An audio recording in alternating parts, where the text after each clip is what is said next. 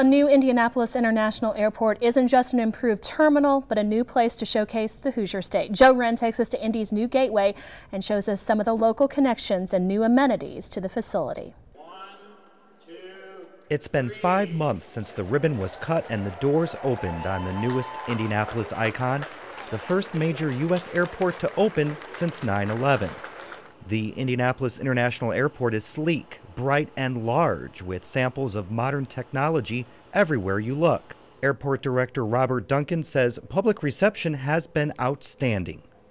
Everybody is very pleased with it. They note that it's clean, it's large, it's easy to use, it's very intuitive of finding your way through the airport, and the reception has been exceedingly good. The new airport boasts higher standards with 8,000 more parking spaces, a moving walkway that triggers a light show. Check-in areas now include business, casual, and family lanes. And travelers can relax in the main spacious public area called Civic Plaza. The airport is working on becoming LEED certified, a standard for environmental safe building. Besides recycling, terminal lighting is controlled to adjust to sunlight. And those long taxi rides? The new terminal decreases the wait in a plane by about 17 minutes per flight, saving about $1 million per year for each airline in fuel costs, a huge savings during the economic downturn. But the new airport has helped the local economy in other ways. The price tag for this facility, $1.1 billion. We made a conscious effort that a lot of local involvement, local businesses would be both involved in the construction, the maintenance, and also the concession and food beverage aspect of the airport. Yeah, local involvement in a transportation facility of this nature is extremely important. One of those local companies is from Bloomington. Nature's Way interior and exterior landscape owner Jeremiah Young says the addition of live plants to the facility is not just icing, but candles on the cake.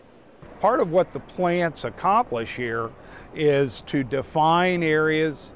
They create welcoming areas to sit down and take a few minutes to relax. As we all know, traveling can be sometimes tedious and somewhat anxious. I believe what the plants do here is say, sit down, take a break, and be welcomed with some Hoosier hospitality.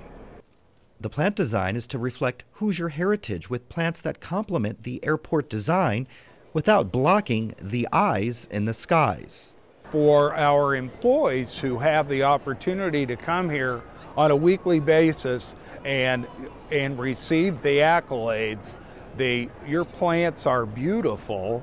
The plants do so much for welcoming us to this airport.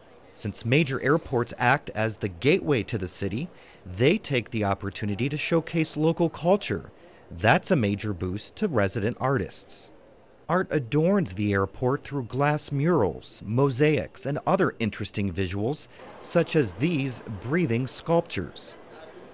Lynn Bassa, a native of Bloomington and IU graduate, designed the floor-based artwork for Civic Plaza. Dale Enochs, a sculptor and IU graduate from Bloomington, carved a pair of wall relief sculptures out of limestone for the ticket hall. IU Fine Arts professor Jeffrey Wolin is the first artist selected to display his work in the airport's rotating gallery space.